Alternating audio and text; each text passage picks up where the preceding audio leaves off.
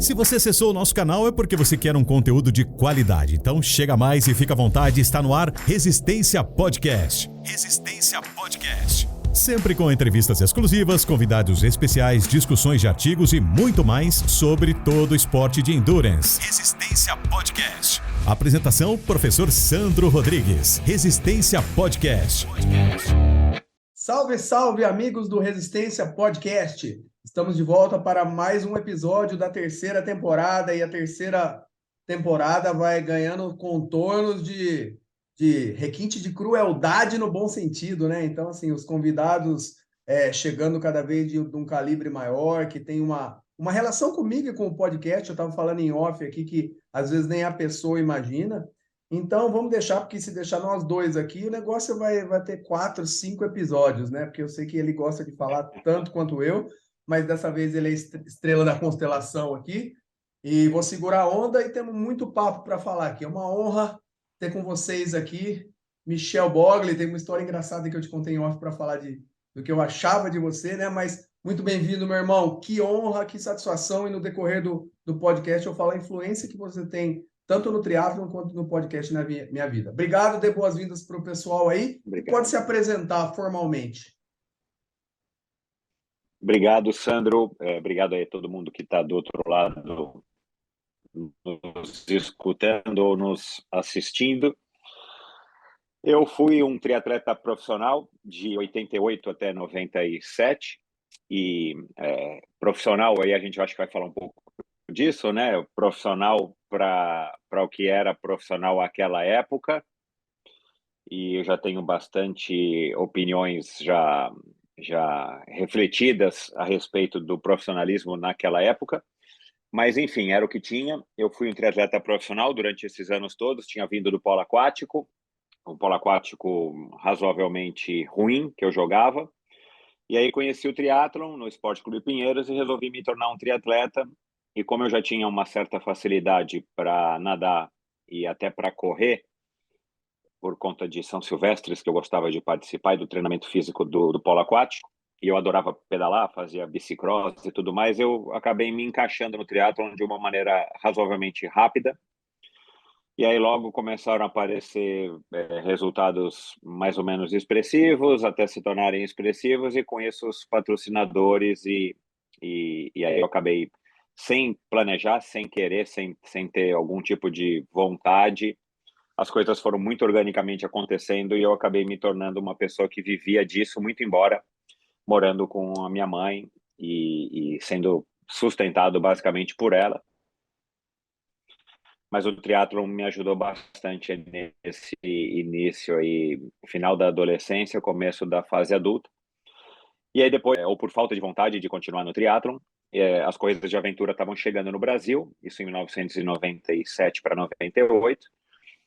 E aí eu tive da mesma maneira que eu saí do polo aquático e fui para o triatlon, eu saí do triatlon sem nenhuma lombada, sem nenhum baque, sem nenhum entrevelo, e fui para as corridas de aventura, embora duraram um pouco para mim, porque eu acabei tendo uma filha, minha primeira filha, do primeiro casamento, e concomitantemente eu acabei me mudando para Fortaleza, no Ceará, para trabalhar, já aí no Grupo Pão de Açúcar, na área de esportes para os funcionários, já que eu tinha sido patrocinado pelo Grupo Pão de Açúcar durante muitos anos e tal, então eventualmente acabou surgindo o convite.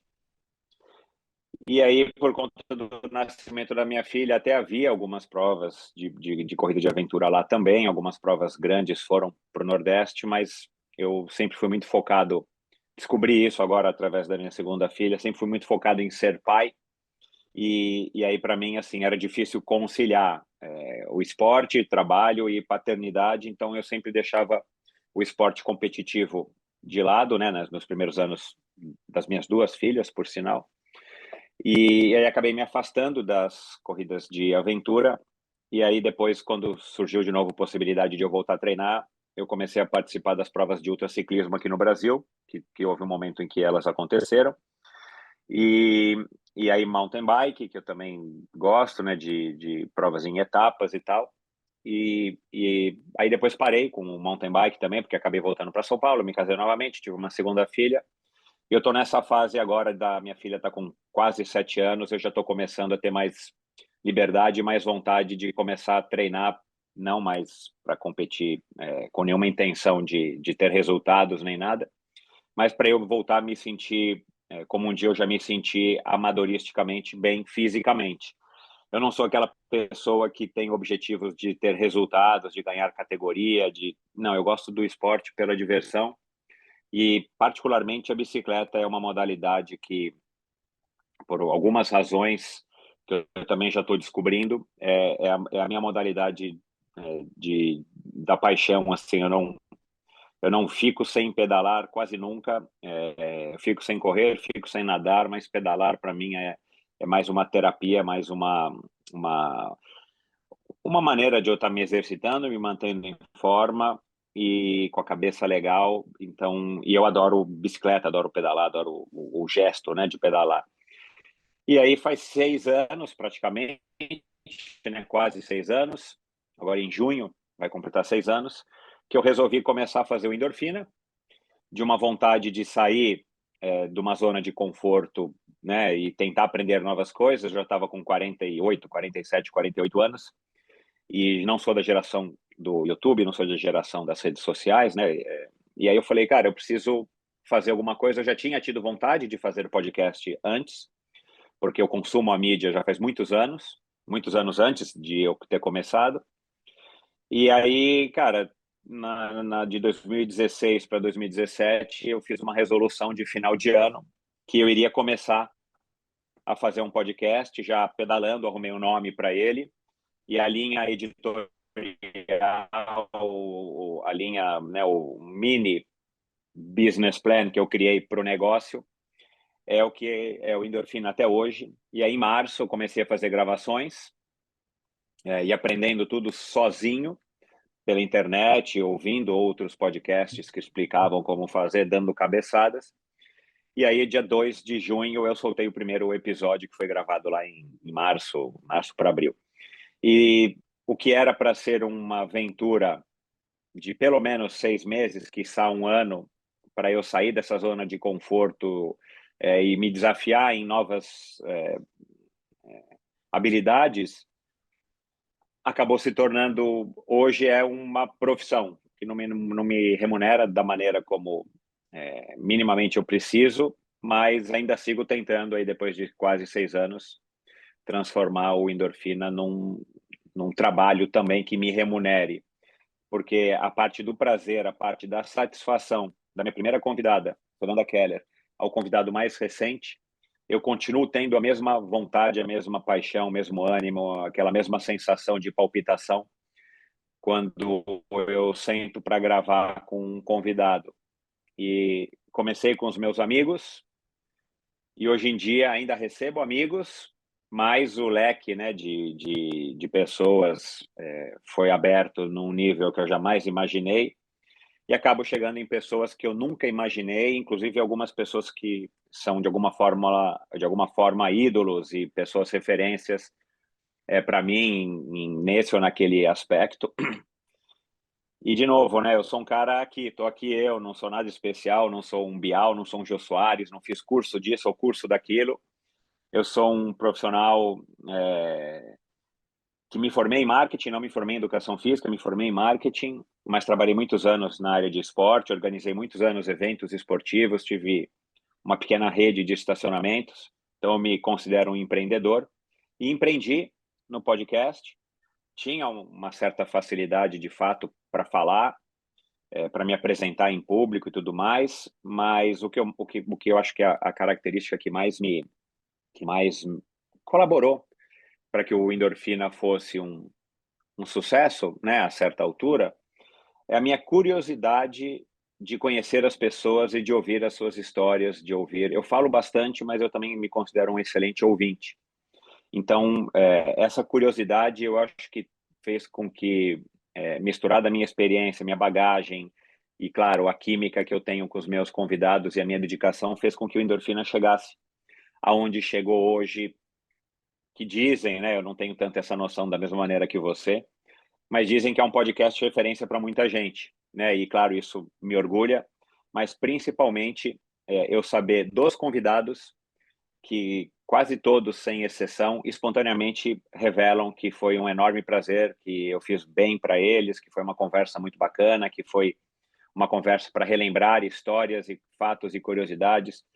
Não é incomum no Endorfina os convidados dizerem no ar, né, e o ouvinte pode ouvir, que fazia tempo que ele não pensava sobre aquele assunto ou que ninguém nunca havia perguntado aquilo para ele. Então, isso me orgulho. E graças à minha curiosidade, que é uma curiosidade que vem desde que eu era garoto. Então, não tão resumidamente, essa é a minha história. E aqui estou hoje, né, na terceira temporada do Resistência Podcast.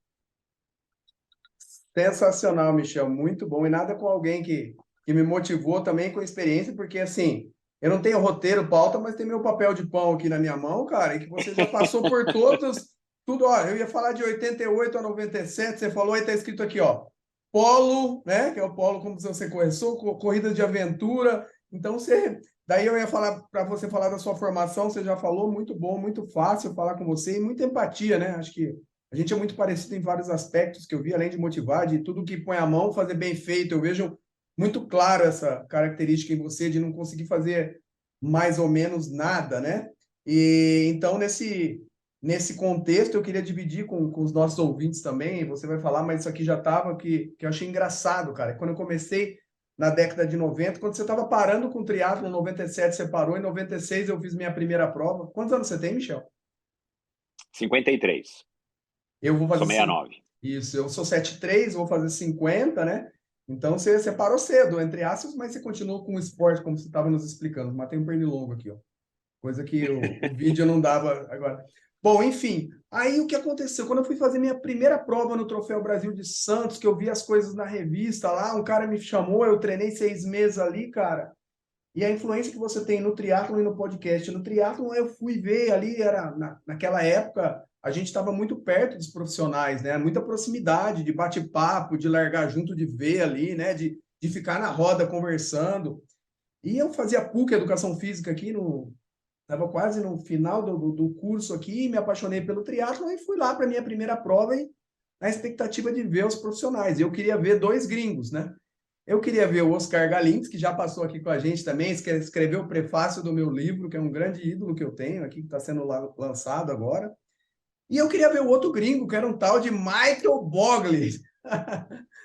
Então eu falei assim, quem é esse Michael Bogley? Porque o cara chegar na frente tem que ser gringo. E eu queria ver, e cara, aparecia aquelas propagandas de shampoo em câmera lenta, cara, eu não esqueço até hoje, você saindo da água, meio para mim em câmera lenta, aquela montanha de músculos, cara, que pô, fui me especializar em treinamento de força, e saindo para mim essa imagem, sabe, do peitoral balançando, da coxa, diferente do perfil do triatleta que tinha ali, cara. Aí eu tive certeza, falei, esse cara é gringo mesmo, velho, com toda essa massa muscular, vai ser meu ídolo, esse cara é muito...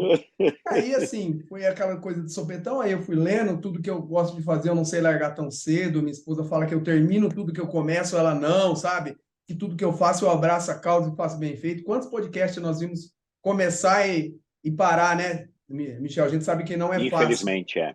E aí eu fui entender, estudar, falei, pô, esse cara não é gringo, que viagem, cara.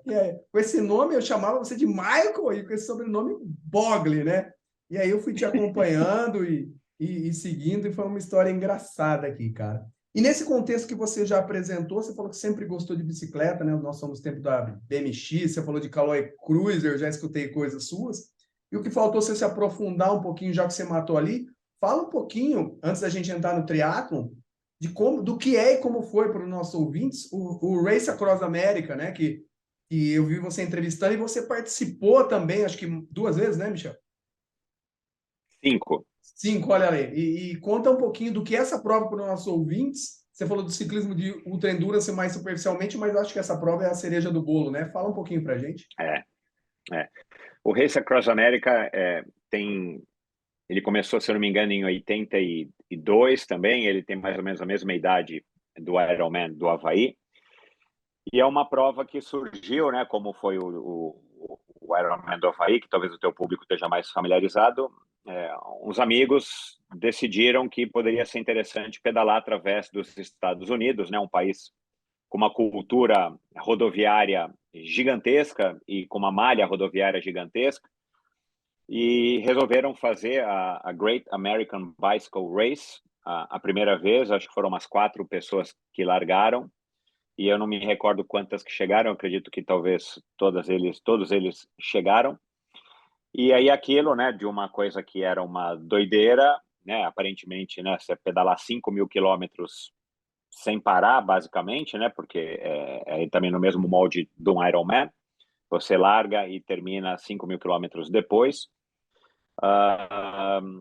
Acabou atraindo a atenção de outras pessoas, aí depois teve uma transmissão na televisão, e aí a transmissão da televisão catapultou o evento, que eu acho que foi a mesma rede, a ABC, se eu não me engano, que acho que foi a que transmitiu o Ironman, a Julie Moss, e que acabou transformando o Race Across America num evento mundialmente conhecido, mas ainda, diferentemente do Ironman, um evento muito pequeno, muito caseiro.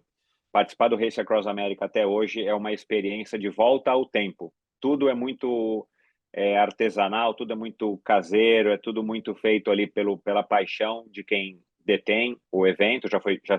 Foi trocado de mãos algumas vezes, mas cá entre nós, eu acho que ele não vale nada financeiramente, porque ele é muito pequeno, ele é muito, enfim. E a minha conclusão é que ele não é tão bem administrado, mas também, ao mesmo tempo, é uma prova muito difícil, uma prova muito cara, e aí é difícil das pessoas, mesmo americanos, ou mesmo quem mora num país de primeiro mundo, a logística é muito complexa para que ele se torne um dia um esporte popular, como é, por exemplo, hoje, um Ironman, que não é o mais popular do mundo, mas já é uma modalidade que se tornou popular. E aí, em 94, eu estava no auge da minha vida como um triatleta, participava de tudo quanto era prova, tinha participado, ia participar do Ironman do Havaí pela primeira vez, em 94. Eu fui chamado uns 2 meses antes de acontecer a prova, normalmente acontece no mês de junho. Eu fui chamado por um amigo meu, que era o organizador dessa equipe, que eu nem sabia que iria acontecer, a primeira equipe brasileira.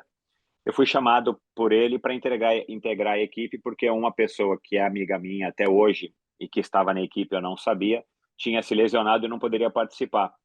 Eu aceitei o convite, não era para fazer solo, era para fazer um quarteto, né? E eventualmente o Race Across America para ganhar mais adeptos, em vez de fazer todo mundo pedalar 5.000 quilômetros. Começou a cortar, né? A dividir, né? Então você podia participar de duplas e podia participar de quartetos. E depois também, eventualmente, acabaram fazendo a categoria octetos, depois que eu já tinha participado de algumas vezes. Aí, em 94, eu treinei quase nada, mas eu estava treinado, vivia treinando. Eu não treinei muito específico, eu não tive tempo. Eu fiz triatlon internacional de Porto Seguro, que era a única seletiva para o Ironman na época, na América Latina. Saí de Porto Seguro, peguei o avião para São Paulo, já tinha uma mala me esperando no aeroporto internacional e já peguei um avião. Fui fazer um treino de uma semana nos Estados Unidos, né? O Ironman de Porto Seguro, o meio Ironman de Porto Seguro era normalmente em maio. Aí fiz esse treino de uma semana nos Estados Unidos com a minha equipe, que era basicamente de brasileiros que moravam nos Estados Unidos e muitos americanos.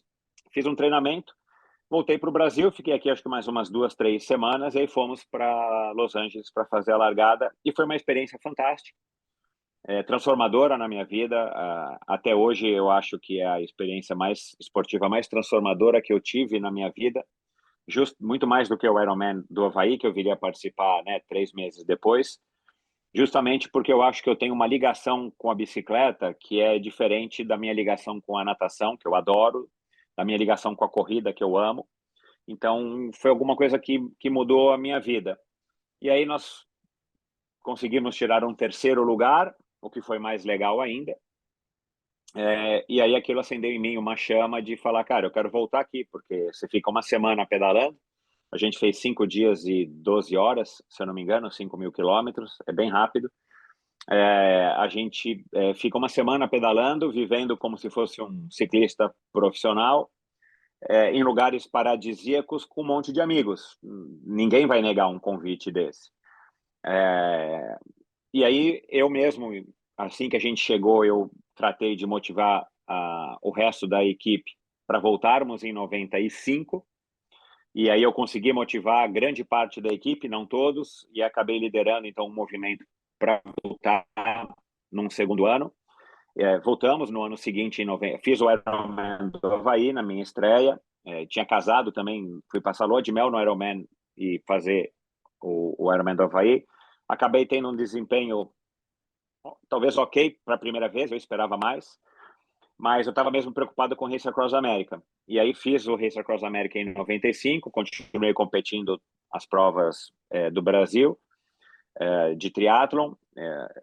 Eu não consegui a vaga, provavelmente, né, para o Ironman do Havaí, eu não me recordo aqui agora, e não tinha para onde ir, quer dizer, eu não tinha para onde ir para conseguir a vaga, eu não viajava internacionalmente para buscar vaga, eu viajava internacionalmente para representar o Brasil, em algumas ocasiões, acho que em 95 não teve, e aí fiz o Race Across America e nós fomos segundo lugar. E aí, claro, de novo, a mesma experiência bacana, pedalando super bem, com um monte de amigos, em lugares paradisíacos, numa prova fantástica. Você fica com aquela sensação, pô, terceiro, segundo, vamos para o próximo ano fazer primeiro. Mas aí não conseguimos patrocínio, porque era ano de Olimpíada e tudo mais, uma prova muito cara. Em 96, fiz o meu Ironman da Nova Zelândia e fiz o Ironman do Havaí no mesmo ano. Na Nova Zelândia, onde eu consegui a vaga, né, em março, para o Ironman do Havaí. Fiz um Ironman do Havaí um pouquinho melhor, mas minutos melhor. Mas eu estava preocupado com o Race Across America. O Ironman do Havaí era legal, eu adorei, é óbvio, né? Foi uma experiência fantástica. Me arrependo de não ter ido antes e mais vezes. Mas aí em 97 nós fomos pelo terceiro ano como equipe brasileira. Só que aí nós tiramos terceiro lugar de novo, a equipe já não foi muito entrosada, algumas peças da equipe não funcionaram, eu particularmente não funcionei, pedalei muito mal, e todo mundo achava que eu era uma das pessoas que tinha que pedalar melhor, porque eu tinha um histórico, né? Pedalei mal, eu estava cansado e estressado fisiologicamente, óbvio, né? Fazendo não sei quantos anos de triatlon, sem interrupção, fazendo Ironman, fazendo Race Across America, provas de 45 minutos a provas de 10 horas. Em algum momento eu ia pifar, e eu pifei exatamente em 97, que coincidiu também, aí sim por coincidência, mas um pouquinho não, eu comecei a me desanimar com o triatlon, porque comecei a perceber que eu ia para as provas e não tinha mais aquela coisa, que legal, vou lá, vou fazer, vou participar, vou competir. E no Race Across America eu tinha isso. Nos triatlons já não tinha mais. Era aquela mesma coisa, triatlon de Santos, triatlon de Caiobá, ia para, enfim, para o Rio de Janeiro fazer as provas, tudo igual, o que era legal, mas eu perdi aquela empolgação. E sendo um cara muito curioso, já tinha assistido alguns documentários na televisão sobre as corridas de aventura, as expedições, e pelos lugares exóticos, desertos, florestas na Indonésia, na Malásia, né? Eu falei, cara, isso é uma coisa que eu queria muito, e eu sempre gostei muito do meio natural, muito embora não tivesse nenhum contato mais próximo naquela época. E aí, cara, eu juntei a fome com a vontade de comer. Tinha tido essa decepção grande em 97, no meio do ano, nesse triatlon, nesse Race Across America. Embora a gente tenha tirado o terceiro lugar, o resultado foi decepcionante. Eu falei, cara, não vou mais voltar para o Race Across America, não agora. E o triatlon já não está mais me dando aquela coisa que a gente tem que ter, né? Um pouco você tem que ter. Não precisa ter muito, mas tem que ter um pouco. E aí, cara, por coincidência, um amigo meu que eu conheci na academia, que era americano, me falou que ele estava junto com um brasileiro pensando em fazer uma corrida de aventura no Brasil.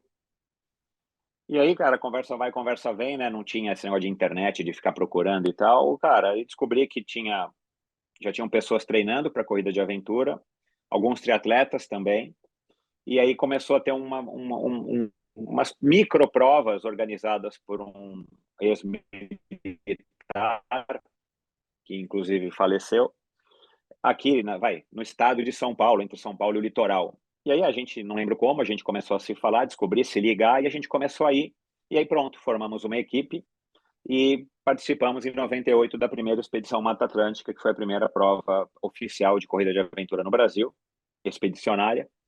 E aquilo para mim foi o máximo, uma super experiência. Acho que talvez 40% das pessoas eram triatletas. Eu já não me considerava mais um triatleta, mas claro que eu era, né? Tinha sido um triatleta muito recente. E aquilo, assim, me cativou muito. Participei ainda em 98 e participei de diversas outras provas menores, até o ano 2000, se eu não me engano, quando minha filha tinha 1 ano, alguma coisa assim. Então foram 3 anos só que eu me dediquei às corridas de aventura, mas que também foram transformadoras para minha vida pessoal e esportiva. E aí depois acabei ainda voltando em 2001 para o Race Across America, porque aí as coisas de aventura já estavam difíceis de treinar por causa do nascimento da minha filha e tal. Se triatlon é difícil treinar, corrida de aventura é 3 vezes mais difícil. Demanda muito mais tempo, né? Pelo menos naquela época era assim que a gente entendia. E aí voltei em 2001 para o Race Across America, mas aí eu decidi fazer uma categoria, participar na categoria dupla, porque ia dar menos confusão, menos gente, ou pedala um ou pedala o outro, não tem mais outras 3 pessoas para você ficar revezando. Eu já tinha matado realmente a minha vontade de fazer o quarteto e eu queria um desafio maior. Pensava na época em fazer solo, o que acabou ainda não se concretizando, eu não sei se algum dia eu vou ter vontade, motivação para fazer. Mas aí voltei em 2001, aí a gente ganhou, bateu o recorde mundial na época, que foi super legal, fizemos em 7 dias e 1 hora, em Você e quem, dupla. Michel? E eu e um amigo meu na época chamado José Filho, um cearense, que era na época o campeão cearense, o melhor triatleta do Norte e Nordeste e um dos melhores do Brasil. E aí foi uma experiência fantástica. De novo, eu voltei a ter aquela sensação deliciosa do Race Across America, né, de fazer uma prova com amigos, pedalando em lugares maravilhosos, só que fisicamente dessa vez muito mais difícil. Então, acho que também eu estava no momento certo, na hora certa para fazer essa prova. E aí não quis fazer de novo. E aí surgiu um convite de novo em 2004, onde eu integrei um quarteto, mas aí era mais uma coisa mais participativa, com amigos, sem performance, a gente não treinou muito, a gente também não se esforçou muito para ir bem, era mais uma coisa tipo, vamos comemorar, vamos celebrar, vamos fazer férias no Race Across America, que foi uma experiência super legal também, divertida, aí foi mais divertido ainda, porque não tinha a parte do empenho físico e tudo mais. E então foram as 5 vezes que eu participei. Depois voltei, né, agora mais recentemente, em 2014 e 2015, com o Cláudio Clarindo, que faleceu, para ser o chefe de equipe dele que a gente não sabia, né, que seriam as 2 últimas participações dele no Race Across America, das 5 que ele teve na categoria solo, e as 5 ele terminou, né, o único brasileiro até hoje. Acho que é o único sul-americano até hoje a ter participado 5 vezes e ter terminado as 5 vezes na categoria solo. Então, o Race Across America é isso, é um marco na minha vida. Eu acabei organizando aqui no Brasil, por 8 anos, uma seletiva para o Race Across America, quando eu morava em Fortaleza, e que era uma prova de 24 horas. Trouxe algumas sumidades da época do Ultra Endurance do ciclismo. Ajudei a organizar e a conceber o Extra Distance, que foi também uma prova que durou 3, 4 anos aqui em São Paulo, que tinha como distância 800 quilômetros, que era uma prova para ser também um mini Race Across America, né, feito no Brasil. E essa é a minha ligação, então, com o ultraciclismo. Depois acabei indo para a Cape Epic, né, que é uma prova também, uma ultramaratona em etapas e tal, de mountain bike, onde eu fui 4 vezes, mas é uma outra história. Sensacional, Michel, muito bom. Acho que valia a pena falar do Race Across America aqui nesse contexto nosso aqui, cara. Uma outra coisa que eu queria ver com você, que me deu esse insight aqui, minha esposa, ela trabalha com comportamento humano, ela estuda e me ensina muito sobre isso, né?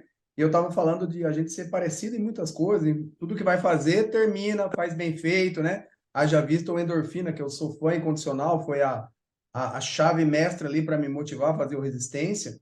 E uma coisa que eu andei escutando vários podcasts sobre você, que você é um dos ídolos que eu tenho, no por que não, né?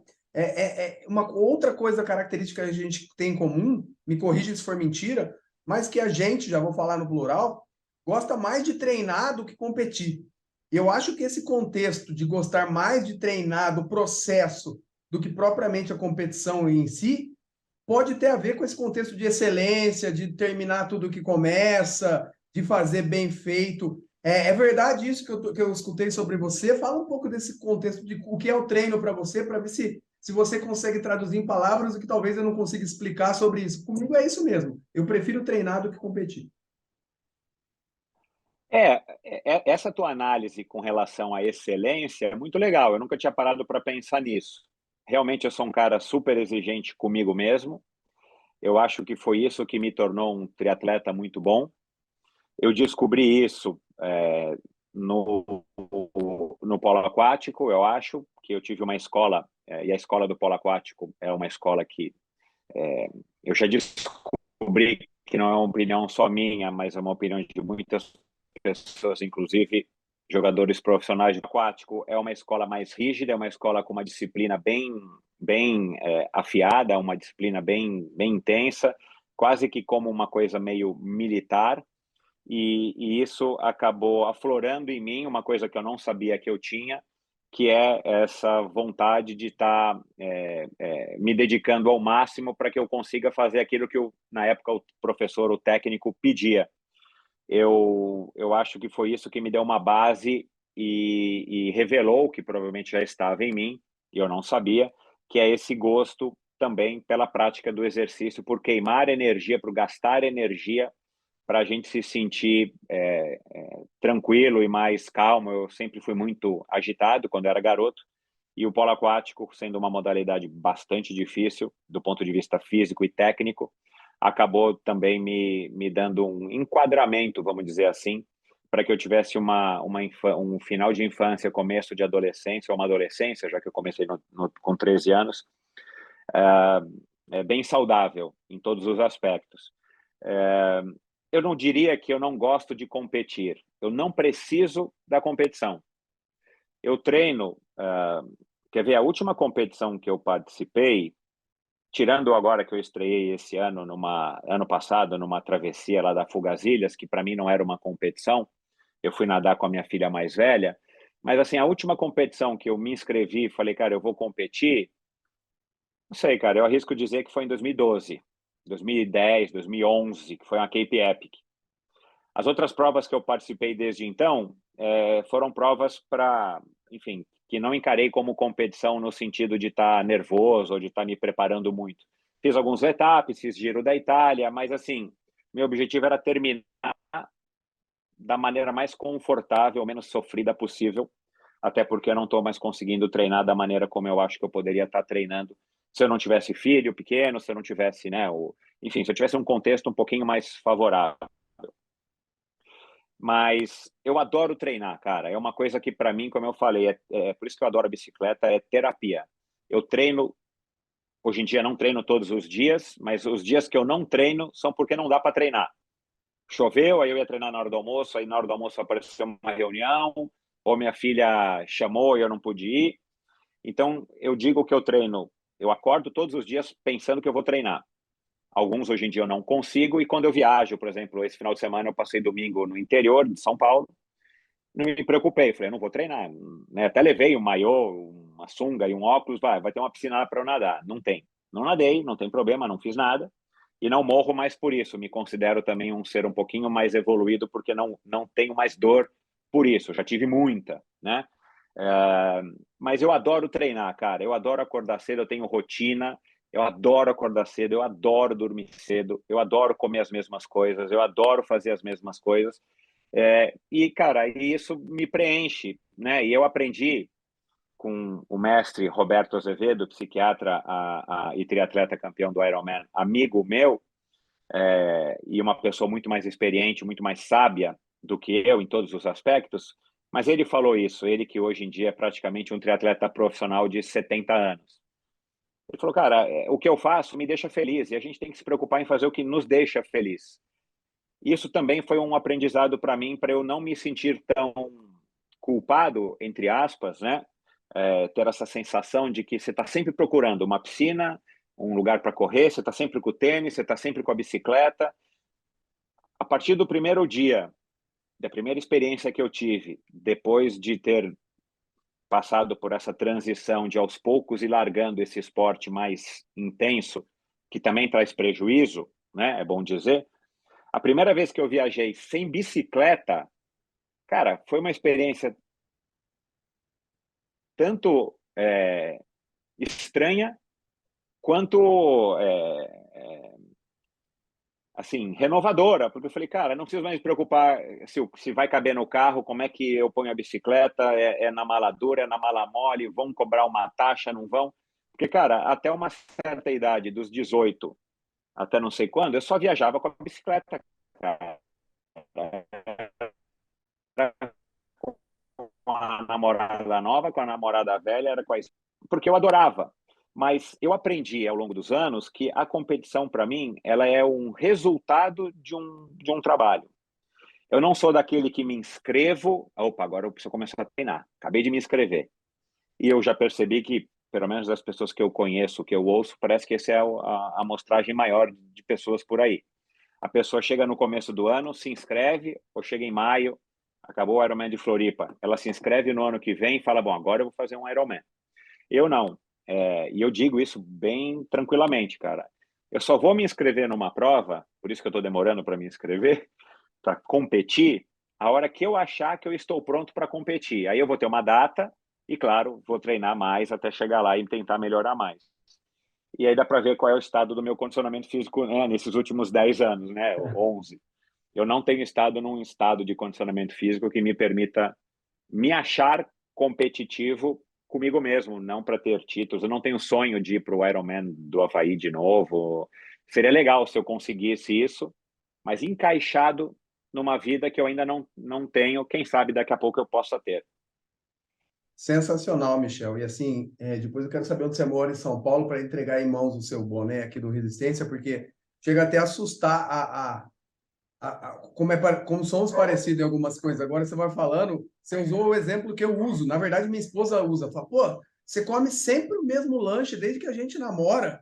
Você não enjoa? Eu falo, eu compro sempre, você sempre quer um pedaço do meu e nunca gosta do seu, né? E depois a culpabilidade, quando a gente não leva coisa para treinar, que vai numa viagem e acha que não vai correr, e aí tem que administrar isso com a família e fazer escondido. Cara, eu tô te vendo em mim, assim, é muito, muito louco, cara. Muita empatia mesmo por você, né? No ônus e no bônus, né, Michel? Na alegria e na Na tristeza, nas coisas tristeza. boas e nas coisas ruins.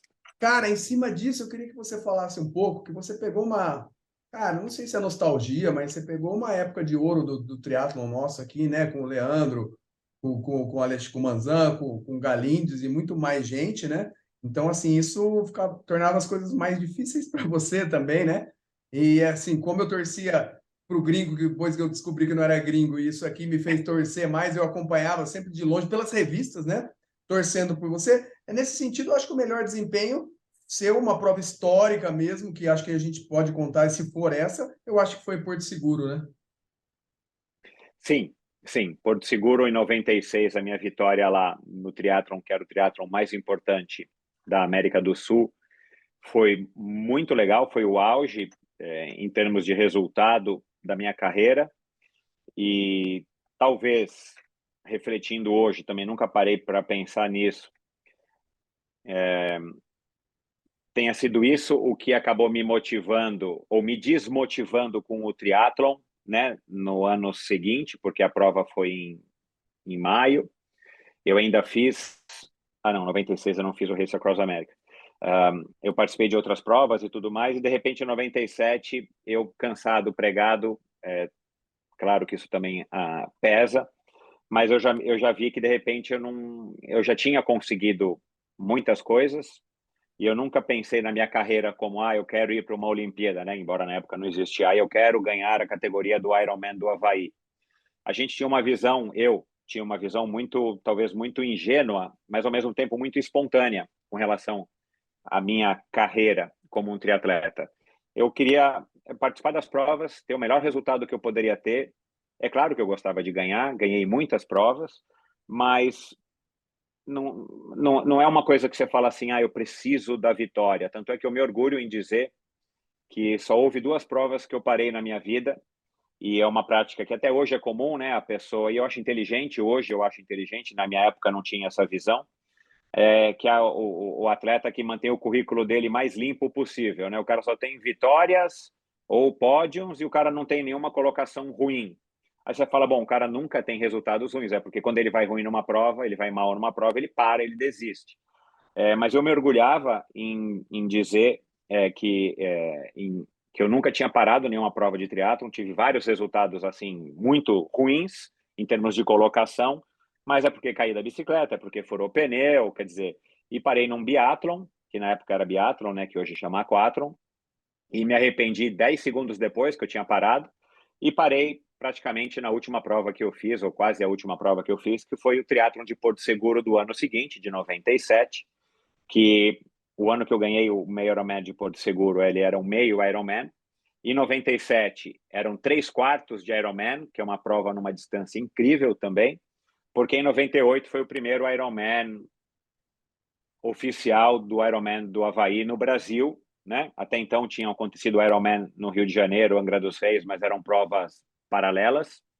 E 98 foi a primeira franquia do Ironman no Brasil, muito embora, né, não foi a franquia do Galvão, era uma prova organizada ainda pelo Djalma Madruga. E a minha intenção era fazer o Ironman do Brasil em 98. Mas eu parei em 97 com a prova e não me arrependo, porque eu não tinha condição de fazer, ainda mais um 3/4 de Ironman, se eu não tinha condição e estava queimado. Foi um ano que eu não tive resultados nenhum expressivos. Mas eu acho que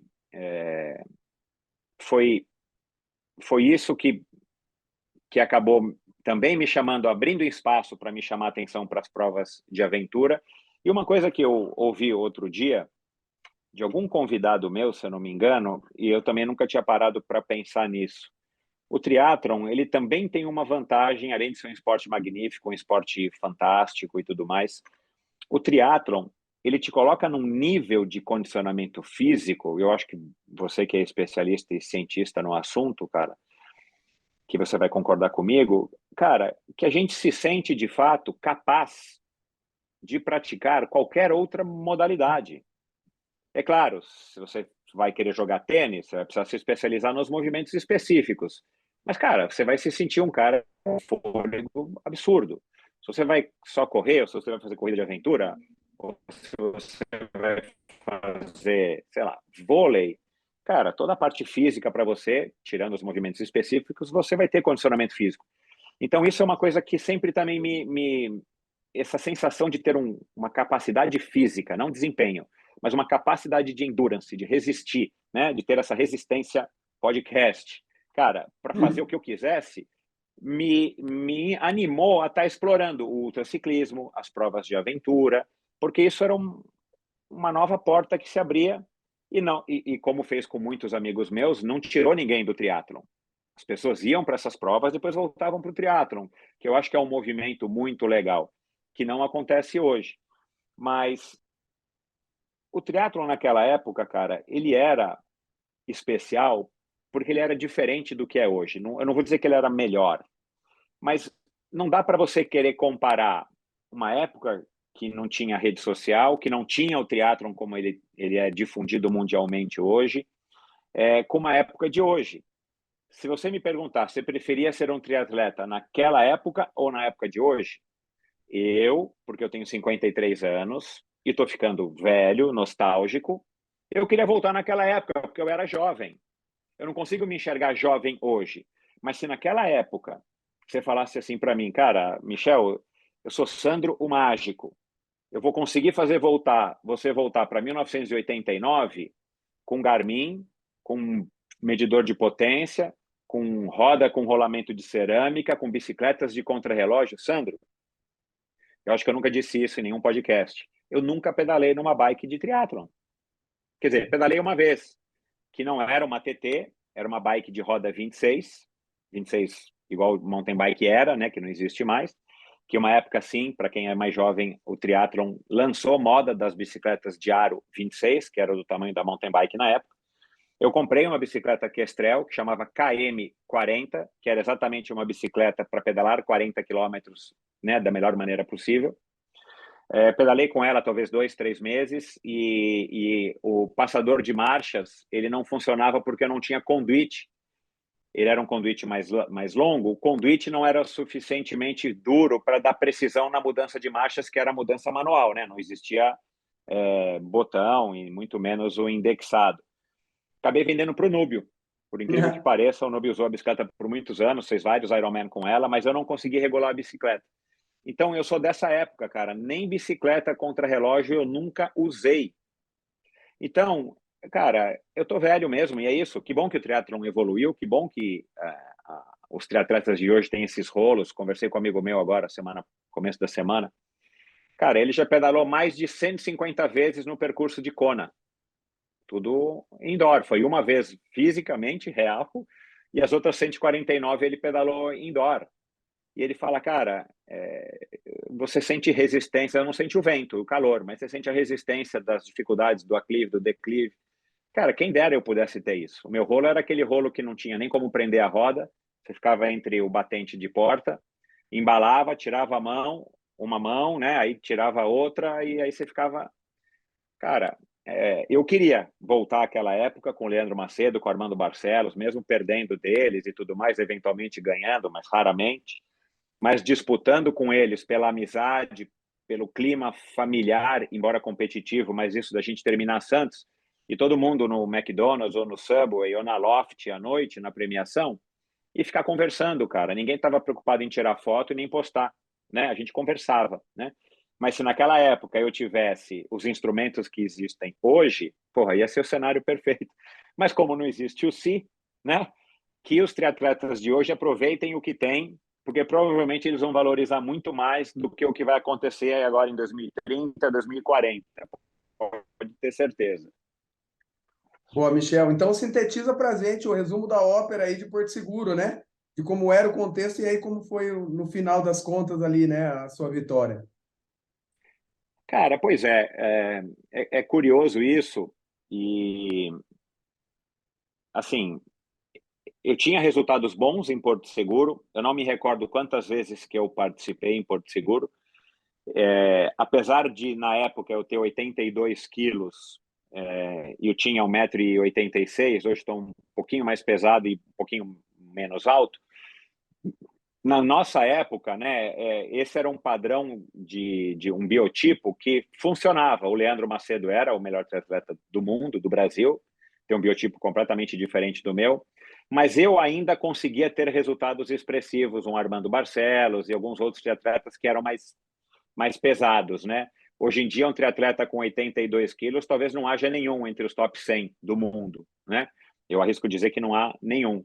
Mas naquela época ainda era um biotipo que dava para tirar alguma coisa, né? Principalmente na natação e no ciclismo. Minha corrida, ela já chegou a ser razoavelmente boa, mas óbvio nunca foi a minha melhor modalidade.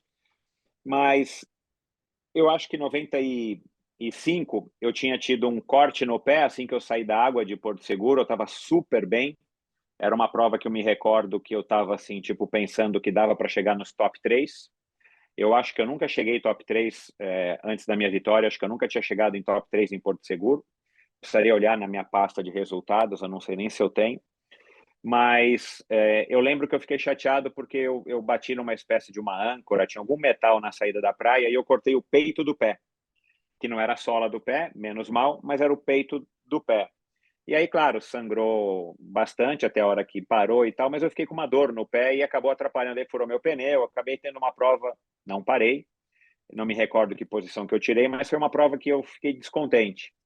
E aí treinei o que eu tinha que treinar, né, e fiz o Race Across America em 95, logo depois, tivemos o segundo lugar, eu estava realmente muito em forma naquela época, foram anos de saúde privilegiada, e em 97 eu lembro de ter largado a prova com a mesma vontade de tentar ganhar, né? Mas era difícil pensar em ganhar com Oscar Galindes e Armando Barcelos e tudo mais, mas animado com o que eu tinha treinado e pelo fato de eu não estar treinando para fazer o Race Across America, eu pensei, bom, agora eu posso, né? Assim, eu fiz o que estava ao meu alcance sem nenhum tipo de distração.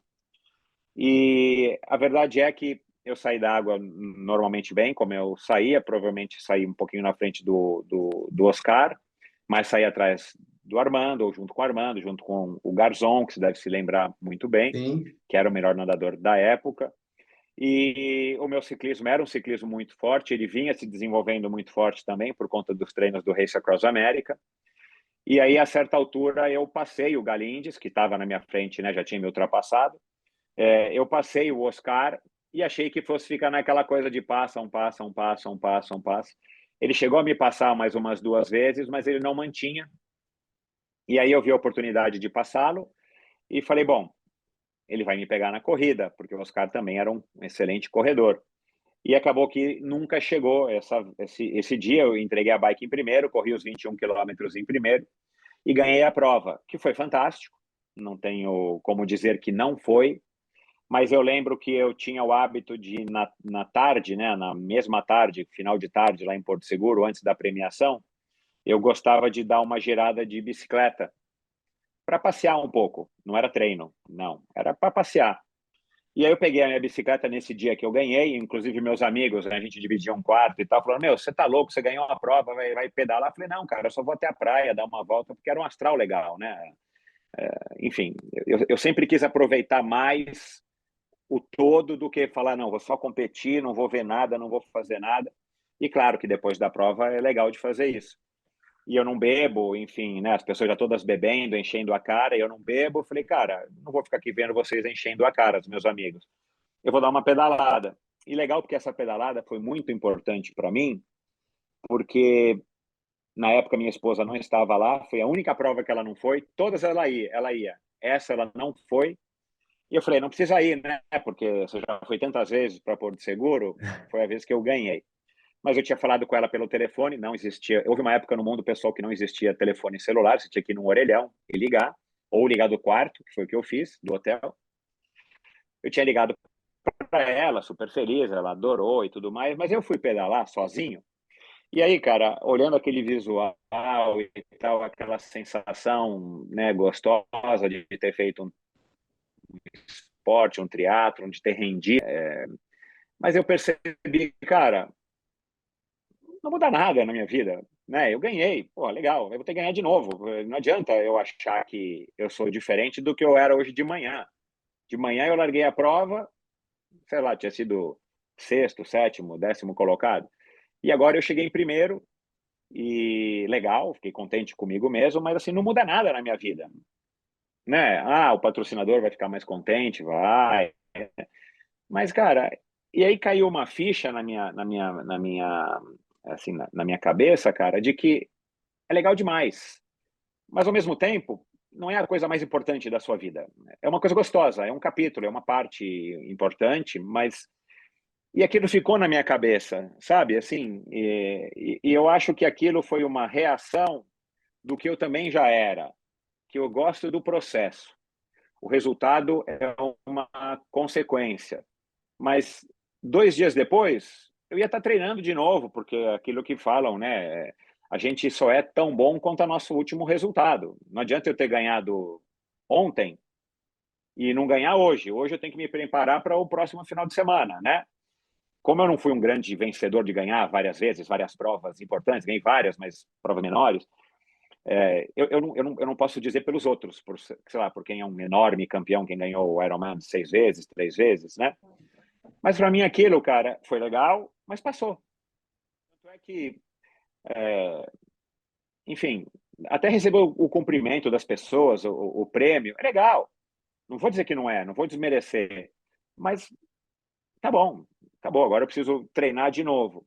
E então essa foi a minha relação com o Porto Seguro. Tanto é que eu quis voltar no ano seguinte e eu estava com o número 1 no peito.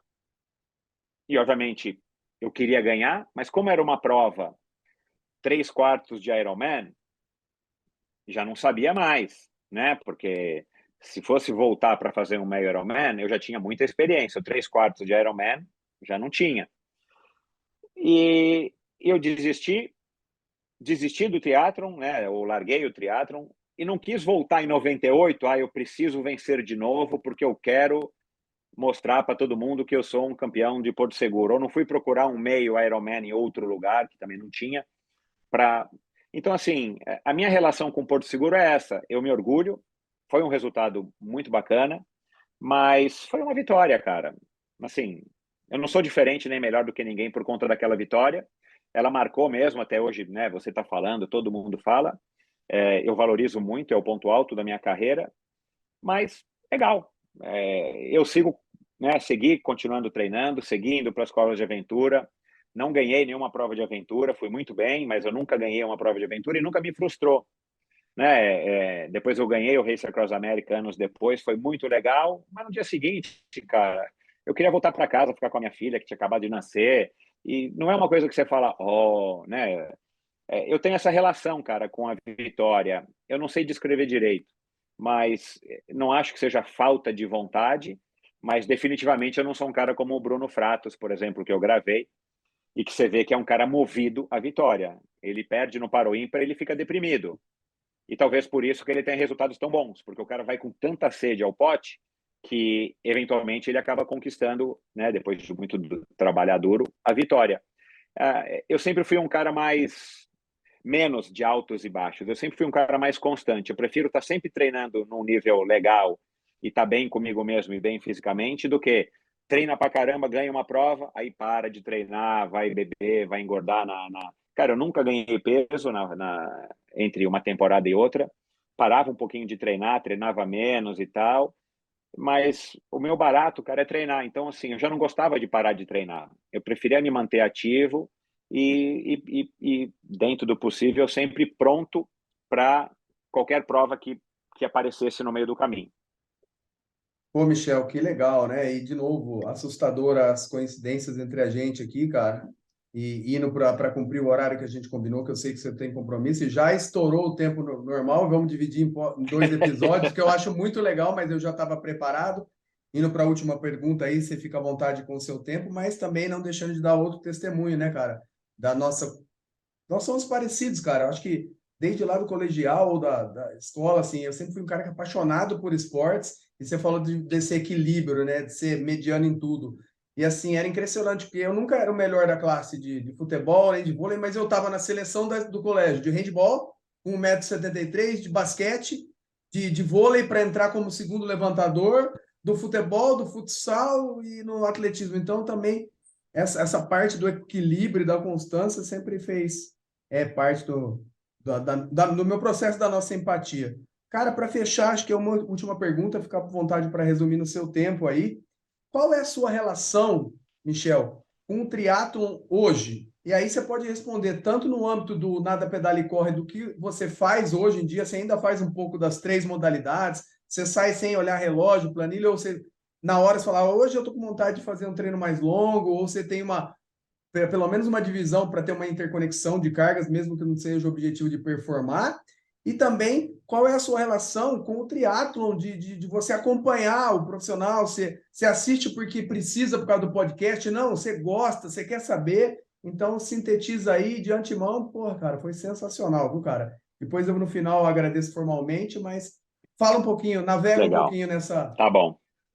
Vou começar pela segunda parte da pergunta. Cara, eu só acompanho o Ironman do Havaí, onde eu fico na frente da televisão acompanhando. Mundial de 70.3 eu vou na internet e vejo depois algum vídeo, um resumo, ou algum site, alguma notícia. Para mim, né, e aí talvez muitas pessoas não gostem do que eu vou falar aqui agora, para mim o triatlon é sem vácuo. Eu acho que o vácuo foi necessário para o triatlon, eu acho que o vácuo foi uma evolução para o triatlon, para que ele se tornasse um esporte olímpico. Isso está claro na minha cabeça.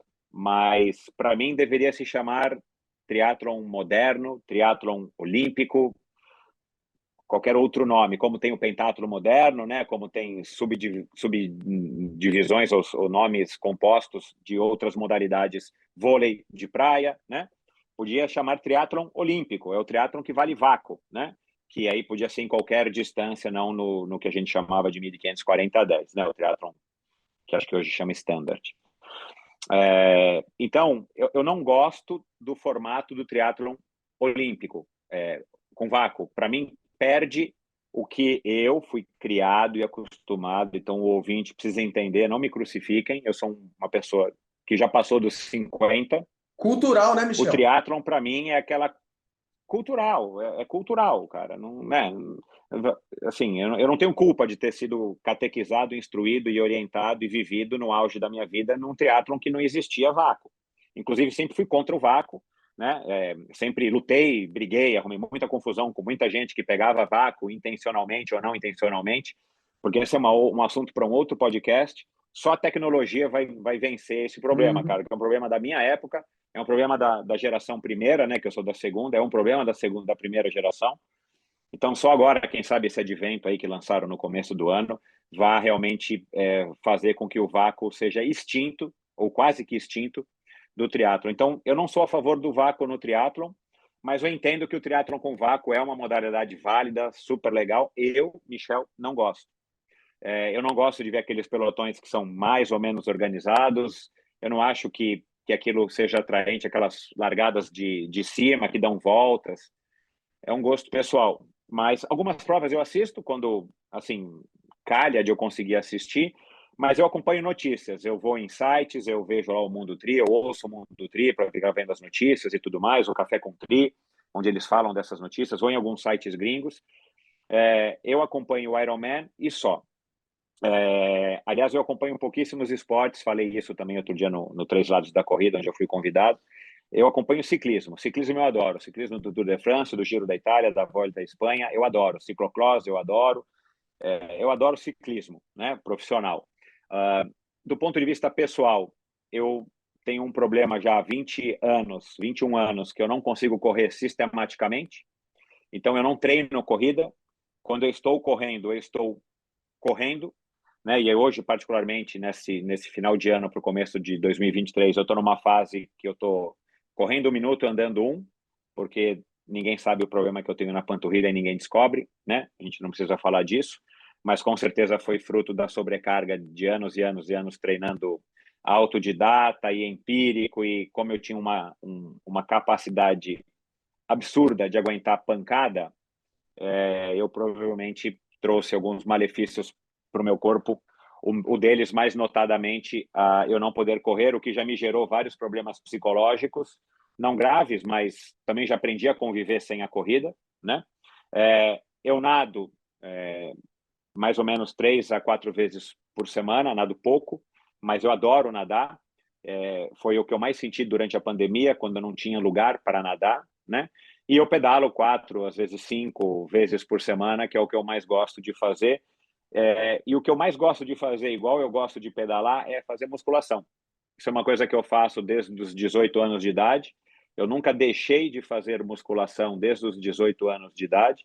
Naquela época eu fazia com muito mais peso, eu treinava 4 modalidades por dia. A musculação fazia parte 4 vezes por semana, se eu não me engano, da minha rotina. Era sábado, era domingo. Eu adoro ir para a musculação. Na época eu ia com meus fonezinhos de ouvido e um Walkman com fitinha, depois passei com um Discman para ouvir música, porque eu sempre gostei de música. E, claro, nos últimos anos com o iPod, com o celular, ouvindo podcasts, é onde eu ouço podcasts. Então, o pedal e a musculação, para mim, tem esse caráter de eu estar sozinho, com fones de ouvido, eu não preciso conversar com ninguém, não treino com ninguém. Ciclismo um pouco, né? Mas eu adoro pedalar sozinho, sempre gostei. Eu quase sempre treinei sozinho. Eu devo ter treinado sozinho 70% do que eu treino na minha vida até hoje.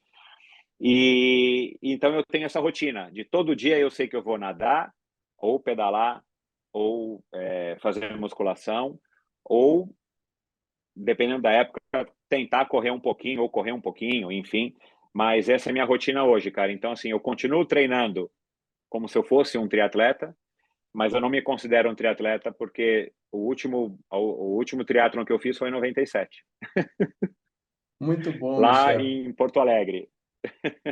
Muito bom, sensacional. Que prazer, que gratidão, viu, cara? E obrigado mesmo, não só pelo convite, pela empatia, cara, por você ter me inspirado tanto para o triatlon quanto para o podcast aqui. E agora você Obrigado. falou mais uma empatia, né? Para fechar com chave de ouro. Eu já te prometi o boné, não vou mandar você escolher, eu vou te presentear com o meu livro também, que vai ser lançado sexta-feira agora. Já que você é fã da musculação, Opa, esse cara. livro, para mim, é um marco para o Brasil, né? E para o mundo, que o grande calo do treinamento de força é que os professores não são preparados para dar um treino de musculação, entre aspas, para o endurance. e eles replicam o conteúdo do treino estético, de hipertrofia ou de emagrecimento, o que vai na contramão do que deveria ser, né? É um assunto técnico. Então, vou te presentear com um livro também. Ai, que bom. Quero te entregar em mãos aí, se possível. Minha sogra mora em São Paulo, para te dar um abraço mesmo, porque a empatia e o jeito que você me acolheu e Vamos nos encontrar. recebeu o convite foi até comovente, gratificante. Então, a sorte foi dos nossos ouvintes. Eu quero que você deixe o seu recado final falando de como te encontrar. Eu sei que você não é de rede social, mas o Endorfina é um baita programa e também precisa de colaboradores, de assinantes, de pessoas que merecem escutar pela qualidade, pelo amor que você põe e pela dedicação que você põe naquilo. Fala um pouquinho ou de você ou do Endorfina, que eu sei que não tem rede social sua, mas o Endorfina precisa, e já agradeço de coração. Obrigado, viu, meu irmão? Valeu, cara. Obrigado, Sandro. Obrigado a quem se dispôs aí a nos ouvir aí nessa horinha estendida. Para mim foi um prazer. Eu adoro, né, falar sobre podcast, falar sobre esporte, falar sobre triatlon. Já falei bastante aqui sobre mim, até demais hoje. Já participei de outros podcasts onde em cada um eu falo um pouquinho, né? Aqui eu revelei algumas coisas que eu acho que eu nunca tinha falado para ninguém. Então, fiquem à vontade para pesquisar aí no seu agregador de podcast sobre o Michel, sobre o Endorfina. Modéstia à parte, o histórico de mais de 300 convidados nesses quase 6 anos de Endorfina tem histórias fantásticas, e eu arrisco dizer que quase todas, sem exceção, são fantásticas e de alguma maneira podem inspirar as pessoas. Eu acho que o recado que fica tanto das pessoas que estão acostumadas com você, né, Sandro, e que agora estão aqui me conhecendo, eventualmente me conhecendo de fato, e ouviram um pouquinho da minha história, cara, o esporte é uma ferramenta transformadora, o esporte deveria ser uma disciplina obrigatória até na faculdade, para todo o currículo, né, desde do jardim de infância.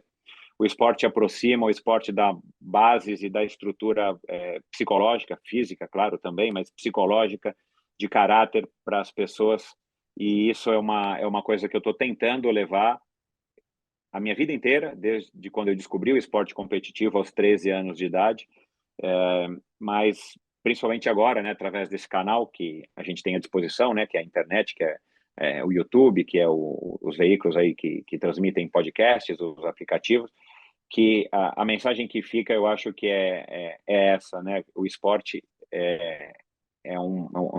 tem um poder de transformação gigantesco. Então, se você não faz, faça. Se você tem alguém ao seu lado aí que por acaso não faça, tente convencê-lo a fazer. E não importa se vai ser muito pouco, se vai ser triatlon ou hipismo ou natação, não importa. Qualquer modalidade esportiva, eu venho aprendendo ainda com os meus 53 anos de que as pessoas que levam o esporte de uma maneira mais a sério, no sentido de se dedicar, não do ponto de vista da performance, são pessoas diferenciadas e levam, sim, na minha opinião, algumas vantagens em relação às pessoas que não têm o esporte nas suas vidas. Então, pratiquem esporte, procurem os profissionais, hoje em dia não faltam, né, para te orientar, e ache a modalidade, a intensidade que lhe agrade, que eu tenho certeza que todo mundo tem, sim, como seres humanos, a aptidão, a vontade, a predisposição para se mexer, para praticar alguma atividade física.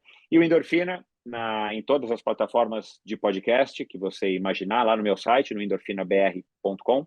E o meu Instagram é o EndorfinaBR, também é legal seguir, porque tem fotos curiosas, divertidas, interessantes, a respeito aí dos meus convidados. E é isso, Sandro, muito obrigado, adorei, cara. Parabéns pelo Resistência, adorei o nome do teu podcast, adorei o logotipo. Fiquei pensando aqui se já na minha época, ali em 2017, não passou pela cabeça de fazer um podcast chamado Resistência, porque o nome é muito fantástico, cara. Parabéns. Que legal, Michel. Sorte a nossa de ter compartilhado e interagido com você agora. Grande abraço, pessoal. Nos vemos na próxima.